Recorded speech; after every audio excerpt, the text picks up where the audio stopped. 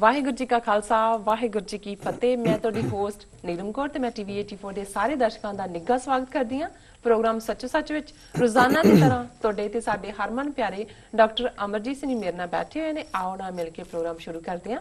ਜੀ doctor sahib, welcome to our show. Thank you so much. ਜੀ doctor sahib, ਅੱਜ 19 ਦਸੰਬਰ 2014 4 ਪੋ ਨਾਨਕਸ਼ਾਹੀ ਸੰਮਤ 546 ਦਾ ਦਿਨ ਹੈ। ਜੀ ਡਾਕਟਰ ਸਾਹਿਬ, ਇਸ ਤੋਂ ਪਹਿਲਾਂ ਕਿ ਮੈਂ ਆਪਣੇ ਦਰਸ਼ਕਾਂ ਵੱਲੋਂ ਆਈਆਂ ਈਮੇਲ ਤੇ ਮੈਸੇਜ ਨੂੰ ਪੜ੍ਹਾਂ, ਤੁਸੀਂ ਸਾਡੇ ਦਰਸ਼ਕਾਂ ਨੂੰ ਦੱਸੋ ਅੱਜ ਦਾ ਕੋਈ ਅਹਿਮ ਵਿਸ਼ਾ। ਅੱਜ ਅਸੀਂ ਦੋ ਵਿਸ਼ਿਆਂ ਤੇ ਗੱਲਬਾਤ ਕਰਾਂਗੇ। ਇੱਕ ਇੰਟਰਨੈਸ਼ਨਲ ਹੈ ਔਰ ਇੱਕ ਸਬ ਕੰਟੀਨੈਂਟ ਦੇ ਨਾਲ ਸੰਬੰਧਿਤ ਹੈ। ਜੀ ਦੁਨੀਆ ਦੇ ਵਿੱਚ ਕਿਵੇਂ ਸਿਆਸੀ ਤਬਦੀਲੀ ਹੁੰਦੀ ਹੈ, ਕਿਵੇਂ ਮੁਲਕਾਂ ਦੀ ਪਹੁੰਚ ਬਦਲਦੀ ਹੈ। ਜੇ ਤੁਸੀਂ ਆਪਣੇ ਨਿਸ਼ਾਨੇ ਤੇ ਮਜ਼ਬੂਤੀ ਨਾਲ ਖਲੋਤੇ ਹੋ, ਅੱਜ ਜਿਹੜੇ ਤੁਹਾਨੂੰ ਟੈਰਰਿਸਟ ਲਾਉਂਦੇ ਨੇ, ਤੁਹਾਡੇ ਖਿਲਾਫ ਪਾਬੰਦੀਆਂ ਲਾਉਂਦੇ ਨੇ, ਤੁਹਾਨੂੰ ਬਿਲਕੁਲ ਡਿਸਟਰੋਏ ਕਰਨ ਦੇ ਲਈ ਨੀਤੀਆਂ ਬਣਾਉਂਦੇ ਨੇ, ਉਹੀ ਮੁਲਕ ਫਿਰ ਸਮਾਂ ਪਾ ਕੇ ਪੂਰਾ ਯੂ ਟਰਨ ਮਾਰ ਕੇ ਤੁਹਾਨੂੰ ਮਾਨਤਾ ਦਿੰਦੇ ਨੇ। ਤੁਹਾਡਾ ਟੈਰਰਿਜ਼ਮ ਤੁਹਾਡੀ ਦੇਸ਼ ਭਗਤੀ ਬਣ ਜਾਂਦਾ ਹੈ ਔਰ ਤੁਹਾਡੀ ਵੈਲਿਊ ਜਿਹੜੀ ਹੈ ਉਹ ਸਮਝਦੇ ਨੇ ਕਿ ਨਹੀਂ, ਅਸੀਂ ਟਿੱਲ ਲਾ ਲਿਆ ਉਸ ਪਾਸਿਓਂ, ਤੁਹਾਡੀ ਵੈਲਿਊ ਜਿਹੜੀ ਹੈ ਉਸ ਨੂੰ ਹੁਣ ਅਸੀਂ ਰੈਕਗਨਾਈਜ਼ ਕਰਦੇ ਹਾਂ ਜੀ। ਔਰ ਇਹ ਇੰਟਰਨੈਸ਼ਨਲ ਅੱਜ ਹੀ ਵਾਈਟ ਹਾਊਸ ਦੀ ਸਟੇਟਮੈਂਟ ਹੈ। ਬੇਸ਼ੱਕ ਕੱਲ ਮੀਡੀਆ 'ਚ ਆ ਗਿਆ ਸੀ। ਅਮਰੀਕਾ ਦੀ ਕਿਊਬਾ ਨਾਲ ਰਿਲੇਟਡ ਜਿਹੜੀ ਨੀਤੀ ਹੈ ਉਹਦੇ 'ਚ ਪੂਰਾ ਯੂ ਟਰਨ ਵੱਜਿਆ। ਜਦੋਂ ਅਸੀਂ ਕਿਊਬਾ ਦੀ ਬੈਕਗਰਾਊਂਡ ਦੇਖਦੇ ਹਾਂ ਕਿ ਕਿਵੇਂ ਜਿਵੇਂ ਅਮਰੀਕਾ ਸਾਊਥ ਅਮਰੀਕਾ ਨੂੰ ਆਪਣਾ ਬੈਕਯਾਰਡ ਸਮਝਦਾ ਹੈ, ਲੇਕਿਨ ਕਿਊਬਾ ਨੇ ਲਗਾਤਾਰ ਅੱਧੀ ਸਦੀ, ਜਦੋਂ ਤੋਂ ਫਿਡਾਲ ਕਾਸਟਰੋ, ਉਸ ਤੋਂ ਪਹਿਲਾਂ ਜਿਹੜਾ ਰੀਅਲ ਇਸ ਸਾਰੇ ਰੈਵੋਲੂਸ਼ਨ ਦਾ ਸਾਊਥ ਅਮਰੀਕਾ 'ਚ ਪਿਤਾਮਹ ਚੀ ਗੁਵੇਰਾ ਔਰ ਫਿਡਾਲ ਕਾਸਟਰੋ ਨੇ ਕਿਵੇਂ ਆ ਕੇ ਉੱਥੇ ਸਿਸਟਮ ਬਦਲਿਆ। ਇਹ ਸਾਰੇ ਕਮਿਊਨਿਜ਼ਮ ਤੋਂ ਪ੍ਰਭਾਵਿਤ ਸੀ ਔਰ ਫਿਰ ਚੀ ਗੁਵੇਰਾ ਥੋੜ੍ਹੀ ਦੇਰ ਉੱਥੇ ਰਿਹਾ, ਲੇਕਿਨ ਫਿਰ ਉਹ ਬਾਕੀ ਦੇਸ਼ਾਂ 'ਚ ਚਲਾ ਗਿਆ ਕਿ ਨਹੀਂ, ਅਸੀਂ ਉਹ ਅਰਜਨਟੀਨਾ, ਦੂਸਰੀ ਥਾਵਾਂ ਦੀਆਂ ਫਰੀडम ਸਟਰਗਲ, ਬੋਲੀਵੀਆ, ਉੱਥੇ ਪਹੁੰਚ ਗਏ ਜੀ। ਸੋ ਇੱਧਰ ਫਿਡਾਲ ਕਾਸਟਰੋ ਨੇ ਲਗਭਗ ਅੱਧੀ ਸਦੀ ਅਮਰੀਕਾ ਦੇ ਨਾਲ ਪੂਰਾ ਆਡਾ ਰਿਹਾ। ਇਹਦੇ ਕੋਈ ਸ਼ੱਕ ਨਹੀਂ ਹੈ ਕਿ ਅਮਰੀਕਾ ਨੇ ਉਹਨੂੰ ਬਰਬਾਦ ਕਰਨ ਦੇ ਲਈ, ਔਰ ਇੱਕ ਬਹੁਤ ਵੱਡਾ ਕ੍ਰਾਈਸਿਸ ਜਿਹੜਾ ਅੱਜ ਵੀ ਦੁਨੀਆ ਦੇ ਵਿੱਚ ਡਿਸਕਸ ਹੁੰਦਾ ਹੈ, 62 ਟਾਈਮ 'ਚ 1962 ਦੇ ਵਿੱਚ ਜਦੋਂ ਪ੍ਰੈਜ਼ੀਡੈਂਟ ਕੈਨੇਡੀ ਅਮਰੀਕਾ ਦੇ ਜਿਹੜੇ ਨੇ ਉਹ ਪ੍ਰੈਜ਼ੀਡੈਂਟ ਬਣੇ, ਔਰ ਉਸ ਵੇਲੇ ਜਿਹੜੀ ਕੋਲਡ ਵਾਰ ਹੈ, ਕੋਲਡ ਵਾਰ ਸ਼ੀਤ ਜੰਗ ਨੂੰ ਜਿਹੜਾ ਦੂਸਰੇ ਸੰਸਾਰ ਯੁੱਧ ਤੋਂ ਬਾਅਦ ਸੋਵੀਅਤ ਯੂਨੀਅਨ ਔਰ ਅਮਰੀਕਾ, ਕਿਉਂਕਿ ਇਹ ਦੋ ਸੈਂਟਰ ਆਫ ਪਾਵਰ ਉੱਭਰੇ ਇੰਟਰਨੈਸ਼ਨਲ ਪੋਲਿਟਿਕਸ। ਜੀ। ਬ੍ਰਿਟਨ, ਜਿਹਦੇ ਬਾਰੇ ਗ੍ਰੇਟ ਬ੍ਰਿਟਨ ਕਿਹਾ ਜਾਂਦਾ ਸੀ, ਮਹਾਨ ਬ੍ਰਿਤਾਨੀਆ, ਜਿਹਦੇ ਰਾਜ 'ਚ ਕਦੇ ਸੂਰਜ ਨਹੀਂ ਛੁਪਦਾ, ਉਹ ਜਿਹੜਾ ਥਰਡ ਰੇਟ ਪਾਵਰ ਬਣਨੀ ਸ਼ੁਰੂ ਹੋਈ। ਸੋਵੀਅਤ ਯੂਨੀਅਨ ਅਮਰਜ ਹੋਇਆ ਔਰ ਅਮਰੀਕਾ ਅਮਰਜ ਹੋਇਆ ਜੀ। ਔਰ ਫਿਰ ਇਹ ਦੋਨੋਂ ਹੀ ਜਿਹੜੇ ਨੇ ਦੁਨੀਆ ਦੇ ਵੱਡੇ ਜਿਹੜੇ ਨੇ ਸੈਂਟਰ ਬਣ ਗਏ ਪੋਲਰਾਈਜੇਸ਼ਨ ਦੇ, ਧਰੁਵੀਕਰਨ ਦੇ। ਦੁਨੀਆ ਦੇ ਵਿੱਚ ਇੱਕ ਪਾਸੇ ਕਮਿਊਨਿਜ਼ਮ ਦੀ ਵਿਚਾਰਧਾਰਾ ਨੂੰ ਜਿਹੜਾ ਐਨਕਰੇਜ ਕਰਨ ਦੇ ਲਈ ਸੋਵੀਅਤ ਯੂਨੀਅਨ ਉਹਨਾਂ ਗੁਰੀਲਿਆਂ ਦੀ, ਉਹਨਾਂ ਫਾਈਟਰਸ ਦੀ, ਜਿਨ੍ਹਾਂ ਨੂੰ ਫਰੀडम ਫਾਈਟਰ ਕਿਹਾ ਜਾਂਦਾ ਸੀ ਜਾਂ ਕਾਮਰੇਡਸ ਕਿਹਾ ਜਾਂਦਾ ਸੀ, ਉਹਨਾਂ ਦੀ ਪੂਰੀ ਮਦਦ ਕਰਦਾ ਸੀ। ਉਹਨਾਂ ਦੀ ਟ੍ਰੇਨਿੰਗ, ਹਥਿਆਰ, ਫਾਈਨੈਂਸ਼ੀਅਲ ਹੈਲਪ। ਮਾਸਕੋ ਜਿਹੜਾ ਹੈ ਉਹ ਇਸ ਕਿਸਮ ਦੇ ਫਰੀडम ਫਾਈਟਰਸ ਦਾ ਮੱਕਾ ਸੀ। ਤੇ ਦੂਸਰੇ ਪਾਸੇ ਅਮਰੀਕਾ ਜਿਹੜਾ ਹੈ ਉਹਨੇ ਆਪਣੀ ਨੀਤੀ ਦੇ ਥੱਲੇ ਕਿ ਕਿਵੇਂ ਉਹਨਾਂ ਨੂੰ ਡੀਰੇਲ ਕਰਨਾ ਹੈ ਜਿੱਥੇ ਜਿੱਥੇ ਕਮਿਊਨਿਜ਼ਮ ਦਾ ਫੈਲਾਅ ਹੋ ਰਿਹਾ। ਸੋ ਇੱਕ ਸਟੇਜ ਤੇ ਦੁਨੀਆ 'ਚ ਲਗਭਗ 80 ਦੇ ਕਰੀਬ ਦੇਸ਼ਾਂ ਦੇ ਵਿੱਚ ਫਰੀडम ਸਟਰਗਲਸ ਚੱਲ ਰਹੀਆਂ ਸੀ। ਔਰ ਜਿਹੜੀਆਂ 1950 ਤੋਂ ਬਾਅਦ ਦੀਆਂ ਜੰਗਾਂ ਨੇ, ਜਿਨ੍ਹਾਂ ਦੇ ਵਿੱਚ ਬਹੁਤ ਵੱਡੀ ਗਿਣਤੀ ਦੇ ਵਿੱਚ ਕਰੋੜਾਂ ਦੀ ਗਿਣਤੀ 'ਚ ਲੋਕ ਮਾਰੇ ਗਏ। ਔਰ ਇਹ ਗੱਲ ਇੱਕ ਹਕੀਕਤ ਹੈ ਕਿ ਬੇਸ਼ੱਕ ਦੂਸਰੇ ਸੰਸਾਰ ਜੰਗ ਤੋਂ ਬਾਅਦ ਥਰਡ ਵਰਲਡ ਵਾਰ ਨਹੀਂ ਹੋਈ, 1939 ਤੋਂ 1945 ਤੱਕ ਸੈਕੰਡ ਵਰਲਡ ਵਾਰ ਚੱਲੀ, ਪਰ ਜਿੰਨੇ ਲੋਕ ਸੈਕੰਡ ਵਰਲਡ ਵਾਰ ਦੇ ਖਾਤਮੇ ਤੋਂ ਬਾਅਦ 1945 ਤੋਂ ਹੁਣ ਤੱਕ ਮਾਰੇ ਗਏ ਨੇ, ਜੇ ਉਹਨਾਂ ਦੀ ਗਿਣਤੀ ਅਸੀਂ ਜੋੜ ਲਈਏ ਤਾਂ ਜਿੰਨੇ ਦੋਵੇਂ ਸੰਸਾਰ ਯੁੱਧਾਂ 'ਚ ਮਰੇ ਨੇ ਉਹਨਾਂ ਨਾਲੋਂ ਜ਼ਿਆਦਾ ਨੰਬਰ ਬਣਦਾ। ਸੋ ਇਹ ਫਿਰ ਜਿਹਨੂੰ ਪ੍ਰੋਕਸੀ ਵਾਰ ਕਹਿੰਦੇ ਸੀ। ਪ੍ਰੋਕਸੀ ਦਾ ਮਤਲਬ ਹੁੰਦਾ ਹੈ ਕਿ ਤੁਸੀਂ ਆਪ ਨਹੀਂ ਲੜ ਰਹੇ, ਤੁਸੀਂ ਉੱਥੇ ਆਪਣੀ ਧਿਰ ਖੜੀ ਕੀਤੀ ਹੈ, ਆਪਣਾ ਗਰੁੱਪ ਖੜਾ ਕੀਤਾ ਹੈ। ਫਿਰ ਦੁਨੀਆ ਭਰ ਦੇ ਵਿੱਚ ਪ੍ਰੋਕਸੀ ਵਾਰ ਸੋਵੀਅਤ ਯੂਨੀਅਨ ਔਰ ਅਮਰੀਕਾ ਦੇ ਵਿਚਾਲੇ ਸ਼ੁਰੂ ਹੋਈ। ਉਹਦੇ 'ਚੋਂ ਕੰਬੋਡੀਆ ਦਾ ਕ੍ਰਾਈਸਿਸ ਨਿਕਲਿਆ, ਉਹਦੇ 'ਚੋਂ ਕੋਰੀਆ ਦਾ ਕ੍ਰਾਈਸਿਸ ਨਿਕਲਿਆ, ਉਹਦੇ 'ਚੋਂ ਵੀਅਤਨਾਮ ਦਾ ਕ੍ਰਾਈਸਿਸ ਨਿਕਲਿਆ। ਔਰ ਸਾਊਥ ਅਮਰੀਕਾ ਦੇ ਹਵਾਲੇ ਨਾਲ ਉੱਥੇ ਜਿੰਨੀਆਂ ਵੀ ਫਰੀडम ਸਟਰਗਲ ਚੱਲੀਆਂ ਉਹਨਾਂ ਨੂੰ ਜਿਹੜੀ ਹੈ ਕਮਿਊਨਿਸਟ ਜਿਹੜੀ ਰਜੀਮ ਸੋਵੀਅਤ ਯੂਨੀਅਨ ਦੀ ਉਹ ਸਪੋਰਟ ਕਰ ਰਹੀ ਸੀ। ਜੀ ਵੱਡਾ ਸੈਂਟਰ ਕਿਊਬਾ ਉੱਭਰਿਆ, ਫਿਰ ਅਸੀਂ ਦੇਖਦੇ ਹਾਂ ਕਿ ਨਿਕਾਰਾਗੂਆ, ਫਿਰ ਵੈਨਜ਼ੂਏਲਾ, ਔਰ ਕੋਈ ਵੀ ਜਿਹੜਾ ਸਾਊਥ ਅਮਰੀਕਾ ਦਾ ਜਾਂ ਲੈਟਿਨ ਅਮਰੀਕਾ ਦੇ ਵੀ ਕੋਈ ਐਸਾ ਹਿੱਸਾ ਨਹੀਂ ਸੀ ਬਚਿਆ ਜਿਹਦੇ 'ਚ ਜਿਹੜੀ ਹੈ ਇਹ ਪ੍ਰੋਕਸੀ ਵਾਰ ਨਾ ਲੜੀ ਗਈ ਹੋਏ। ਇਹ ਉਹ ਪੀਰੀਅਡ ਸੀ ਕਿ CIA ਅਮਰੀਕਨ ਜਿਹੜੀ ਖੁਫੀਆ ਏਜੰਸੀ ਹੈ ਉਹਨੇ ਉੱਥੇ ਫੰਡਿੰਗਸ ਕੀਤੀਆਂ, ਇਸ ਕਿਸਮ ਦੇ ਲੋਕਾਂ ਨੂੰ ਅਸੈਸੀਨੇਟ ਕਿਵੇਂ ਕਰਨਾ ਹੈ। ਚੀ ਗੁਵੇਰਾ ਨੂੰ ਵੀ ਜੰਗਲ ਦੇ ਵਿੱਚ ਧੋਖੇ ਦੇ ਨਾਲ ਮਾਰਿਆ ਗਿਆ ਇਸ ਕਿਸਮ ਦੇ ਅਸੈਸਨਸ ਦੇ ਨਾਲ। ਸੋ US ਕਾਂਗਰਸ ਦੇ ਵਿੱਚ ਈਵਨ ਅਸੈਸੀਨੇਸ਼ਨ ਨੂੰ, ਪੋਲੀਟੀਕਲ ਅਸੈਸੀਨੇਸ਼ਨ ਕਿਸੇ ਵੀ ਮੁਲਕ ਦੀ ਕਰਨ ਦੀ ਨੀਤੀ ਨੂੰ ਵੀ ਜਾਇਜ਼ ਠਹਿਰਾਇਆ ਗਿਆ। ਇਹ ਇਹਨਾਂ ਦੀ ਸਾਰੀ ਲਾਈਨ ਚੱਲੀ। ਸੋ ਉਸ ਦੌਰ ਦੇ ਵਿੱਚ ਕਿਉਂਕਿ ਫਿਡਾਲ ਕਾਸਟਰੋ ਬਹੁਤ ਵੱਡਾ ਲੀਡਰ ਉੱਭਰਿਆ ਸਾਊਥ ਅਮਰੀਕਾ 'ਚ, ਤੇ ਸੋਵੀਅਤ ਯੂਨੀਅਨ ਜਿਹੜਾ ਆਪਣਾ ਪੈਰ ਪਸਾਰ ਰਿਹਾ ਸੀ ਕਿਉਂਕਿ ਯੂਰਪ ਵੰਡਿਆ ਗਿਆ, ਜਿਹੜਾ ਵੈਸਟਰਨ ਯੂਰਪ ਸੀ ਉਹ ਅਮਰੀਕਾ ਦੇ ਇਨਫਲੂਐਂਸ ਥੱਲੇ ਆ ਗਿਆ। ਇਹ ਸਾਰੇ ਹੀ England, France, Germany, Norway, Holland ਦੂਸਰੇ, ਔਰ ਜਿਹੜੀ ਟੈਰੀਟਰੀ ਸੋਵੀਅਤ ਯੂਨੀਅਨ ਨੇ ਫਸਟ ਵਰਲਡ ਵਾਰ ਵੇਲੇ ਨਾਜ਼ੀਆਂ ਤੋਂ ਫ੍ਰੀ ਕਰਾਈ ਸੀ ਉਹ ਸੋਵੀਅਤ ਯੂਨੀਅਨ ਦੇ ਪ੍ਰਭਾਵ ਥੱਲੇ ਚਲੀ ਗਈ। ਉਹਦੇ ਵਿੱਚ East Germany, Czechoslovakia, Hungary, Poland, Romania, ਇਹ ਸਾਰੇ ਜਿਹੜੇ ਨੇ ਉਹਨਾਂ ਦਾ ਬਲਾਕ ਬਣ ਗਏ।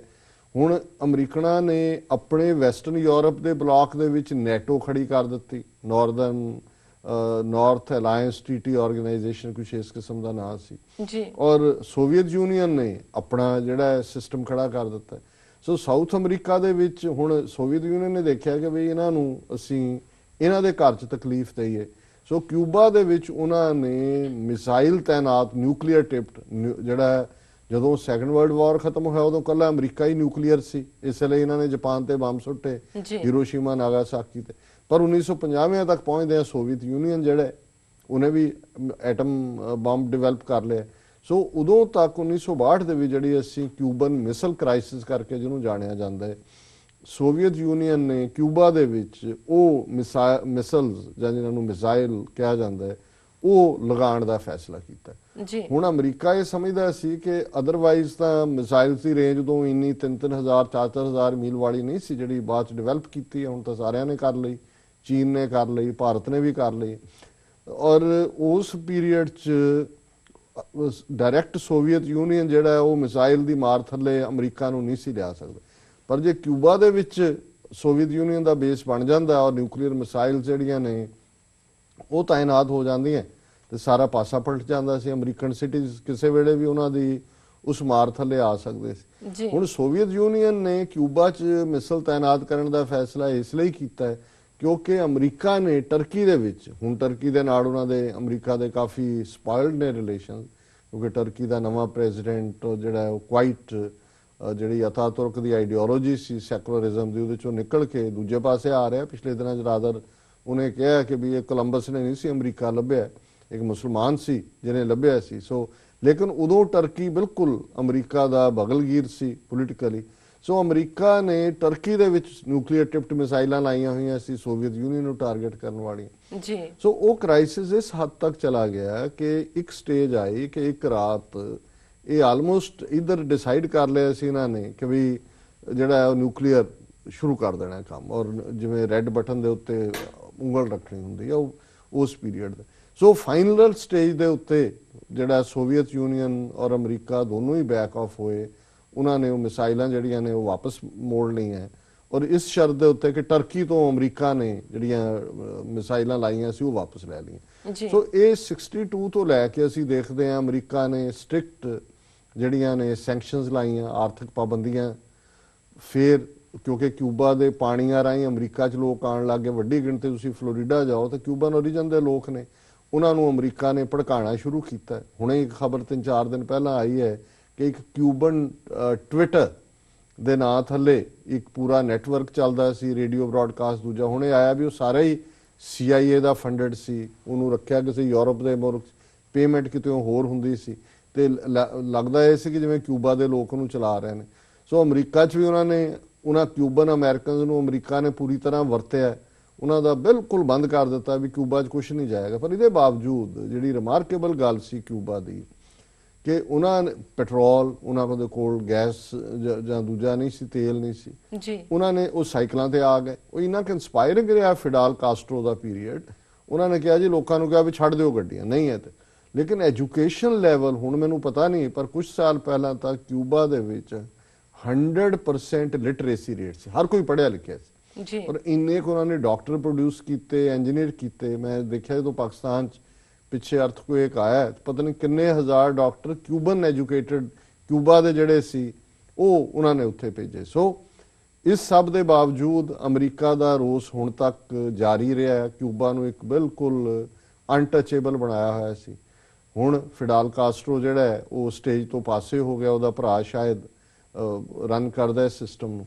ਔਰ ਜਿਹੜੀ ਮੈਂ ਚੇਂਜ ਦੀ ਗੱਲ ਕੀਤੀ ਹੈ, ਮੈਂ ਬੈਕਗ੍ਰਾਉਂਡ ਇਸ ਲਈ ਦਿੱਤੀ ਹੈ ਤਾਂ ਕਿ ਸਾਡੇ ਦਰਸ਼ਕਾਂ ਨੂੰ, ਸਰੋਤਿਆਂ ਨੂੰ ਅੰਦਾਜ਼ਾ ਹੋਏ ਕਿ ਦੁਨੀਆ ਦੇ ਵਿੱਚ ਬਾਰਡਰ ਵੀ ਬਦਲਦੇ ਨੇ ਮੁਲਕਾਂ ਦੇ। ਜੀ, ਜਿਵੇਂ ਪਿਛਲੇ 50 ਸਾਲਾਂ 'ਚ ਕਿੰਨੇ ਨਵੇਂ ਮੁਲਕ ਜਿਹੜੇ ਨੇ ਹੋਂਦ ਦੇ ਵਿੱਚ ਆਏ ਨੇ। ਨੇਸ਼ਨਸ ਦੀ ਪਹੁੰਚ ਵੀ ਬਦਲਦੀ ਹੈ। ਜਿਨ੍ਹਾਂ ਨੂੰ ਅੱਤਵਾਦੀ ਗਰਦਾਨਿਆ ਹੁੰਦਾ ਹੈ ਉਹਨਾਂ ਨੂੰ ਦੇਸ਼ ਭਗਤ ਬਣਾ ਦਿੰਦੇ ਨੇ। ਔਰ ਪ੍ਰੈਜ਼ੀਡੈਂਟ ਓਬਾਮਾ ਨੇ ਜਿਹੜੀ ਅੱਜ ਸਟੇਟਮੈਂਟ ਉਹਨਾਂ ਦੀ ਆਈ ਹੈ, ਉਹਦੇ 'ਚ ਉਹਨਾਂ ਨੇ ਇਹ ਐਲਾਨ ਕੀਤਾ ਹੈ ਕਿ ਅਸੀਂ ਕਿਊਬਾ ਦੇ ਬਾਰੇ ਆਪਣੀ ਸਾਰੀ ਜਿਹੜੀ ਨੀਤੀ ਆ ਉਹ ਬਦਲ ਰਹੇ ਹਾਂ। ਔਰ ਉਹਨਾਂ ਨੇ ਕਿਹਾ ਕਿ ਜੀ, ਮੈਂ 1961 'ਚ ਪੈਦਾ ਹੋਇਆ ਸੀ, ਉਦੋਂ ਮੈਂ 2 ਸਾਲ ਦਾ ਸੀ ਜਦੋਂ ਫਿਡਾਲ ਕਾਸਟਰੋ ਨੇ ਪਾਵਰ ਲਈ, ਕਿਉਂਕਿ 1959 'ਚ ਕਿਊਬਨ ਰੈਵੋਲੂਸ਼ਨ ਆਇਆ। ਔਰ ਮੈਂ ਇਹ ਦੇਖਿਆ ਕਿ ਵੀ ਉਸ ਪੀਰੀਅਡ 'ਚ ਅਮਰੀਕਾ ਨੇ ਡਿਪਲੋਮੈਟਿਕ ਰਿਲੇਸ਼ਨ ਤੋੜ ਲਏ ਸੀ ਉਹਨਾਂ ਨਾਲੋਂ। ਫਿਰ ਸਾਡੀ ਕੰਪਲੀਕੇਟਡ ਰਿਲੇਸ਼ਨਸ਼ਿਪ ਰਹੀ। ਕੋਲਡ ਵਾਰ ਦੇ ਦੌਰਾਨ ਕਮਿਊਨਿਜ਼ਮ ਨੂੰ ਅਸੀਂ ਅਪੋਜ਼ ਕੀਤਾ। ਔਰ ਇਹ ਜਿਹੜੇ ਆਈਡੀਓਲੋਜੀਕਲ ਬੈਰੀਅਰ ਸੀ ਔਰ ਆਰਥਿਕ ਬੈਰੀਅਰ ਸੀ, ਇਹ ਜਿਹੜੇ ਨੇ ਬੜੇ ਸਖਤ ਹੁੰਦੇ ਗਏ। ਪਰ ਹੁਣ ਉਹਨੇ ਐਡਮਿਟ ਕੀਤਾ ਹੈ that previous approach failed to promote change and it's failed to empower or engage the Cuban people। ਕਿ ਅਸੀਂ ਫੇਲ ਹੋਏ, ਨਾ ਹੀ ਅਸੀਂ ਕਿਊਬਨ ਲੋਕਾਂ ਦੇ ਉੱਤੇ ਆਪਣਾ ਅਸਰ ਛੱਡ ਸਕੇ। ਤੇ ਹੁਣ it's time to cut loose the shackles of the past, ਕਿ ਹੁਣ ਅਸੀਂ ਪਿਛਲੇ ਦੀਆਂ ਬੇੜੀਆਂ ਜਿਹੜੀਆਂ ਸਾਨੂੰ ਮਿਲਣ ਨਹੀਂ ਦਿੰਦੀਆਂ ਇੱਕ ਦੂਜੇ ਨਾਲ, ਉਹਨਾਂ ਨੂੰ ਕੱਟ ਰਹੇ ਹਾਂ, ਕੱਟ ਦਈਏ। And reach for A new and better future with this country. ਇੱਕ ਨਵਾਂ ਭਵਿੱਖ, ਰੋਸ਼ਨ ਭਵਿੱਖ ਸ਼ੁਰੂ ਕਰੀਏ। ਉਹਦੇ ਲਈ ਜਿਹੜੇ ਉਹਨਾਂ ਨੇ ਸਟੈਪ ਅਨਾਉਂਸ ਕੀਤੇ ਨੇ, ਪਹਿਲਾ, I have instructed secretary of state John Kerry to immediately begin discussions with Cuba to re-establish diplomatic relations that have been severed since 1961। ਹੁਣ ਆਲਮੋਸਟ 50 ਸਾਲ ਬਾਅਦ ਕਿਊਬਾ ਦੇ ਵਿੱਚ ਅਮਰੀਕਾ ਦੀ ਐਮਬੈਸੀ ਖੁੱਲੇਗੀ। ਰਾਜਨੀਤਿਕ, ਕੂਟਨੀਤਿਕ ਸੰਬੰਧ ਜੀ, ਕਿਊਬਾ ਦੀ ਅਮਰੀਕਾ ਦੇ ਵਿੱਚ ਖੁੱਲੇਗੀ। ਇਹ ਪਹਿਲਾ step. Second, I have also instructed Secretary Kerry to review Cuba's designation as a state sponsor of terrorism, a review guided by the facts and the law। ਹੁਣ ਉਹਨਾਂ ਨੇ ਕਿਹਾ ਜੀ ਕਿ ਮੈਂ ਸੈਕਟਰੀ ਆਫ ਸਟੇਟ ਨੂੰ ਕਿਹਾ ਕਿ ਜਿਹੜਾ ਅਸੀਂ ਕਿਊਬਾ ਨੂੰ ਟੈਰਰਿਸਟ ਸਟੇਟ ਬਣਾਇਆ ਹੋਇਆ ਸੀ, ਇਹਨੂੰ ਰਿਵਿਊ ਕਰੋ। ਮਤਲਬ ਇਹ ਲੇਬਲ ਵੀ ਉਹਦੇ ਤੋਂ ਲੱਥ ਜਾਏਗਾ। Third, we will take steps to increase travel, commerce and the flow of information to and from Canada। ਕਿ ਜੋ ਉਹਦੇ ਨਾਲ ਸਾਰੀਆਂ ਆਰਥਿਕ ਪਾਬੰਦੀਆਂ ਸੀ ਉਹ ਵੀ ਖਤਮ। ਲੋਕਾਂ ਦੇ ਜਾਣ ਤੇ ਵੀਜ਼ਾ ਨਹੀਂ ਸੀ ਕੋਈ ਲੈ ਸਕਦਾ ਕਿਊਬਾ ਦਾ, ਉਹਨੂੰ ਜਿਹੜਾ ਨਹੀਂ ਸੀ ਟਰੈਵਲ ਕਰਨ ਦਿੰਦੇ, ਨਾ ਹੀ ਕੋਈ ਵਪਾਰ ਕਰ ਸਕਦਾ ਸੀ। ਜੀ, ਕਿ ਬਈ ਇਹ ਅਸੀਂ ਸਾਰਾ ਕੁਝ ਖਤਮ ਕਰ ਦਿੱਤਾ ਹੈ। They will make it easier for Americans to conduct authorized trade with Cuba, including exports of food, medicine and medical products to Cuba. ਕਿ ਆਹ ਚੀਜ਼ਾਂ ਅਸੀਂ ਉਹਨਾਂ ਨੂੰ ਦਿਆਂਗੇ। ਔਰ ਇਹ ਕਮਿਊਨੀਕੇਸ਼ਨ ਜਿਹੜੀ ਹੈ, ਫਿਰ ਉਹਨਾਂ ਨੇ learn more about the steps we are taking to change our policy। 2-3 step ਉਹਨਾਂ ਨੇ ਹੋਰ ਦਿੱਤੇ ਨੇ। ਉਹਨਾਂ ਨੇ ਅਖੀਰ 'ਚ ਕਿਹਾ our country is cutting that burden loose to reach for a better future। ਕਿ ਅਸੀਂ ਉਹ ਸਾਰੀਆਂ ਸੰਗਲ ਕੱਟ ਰਹੇ ਹਾਂ ਤਾਂ ਕਿ ਚੰਗਾ ਭਵਿੱਖ ਹੋਏ।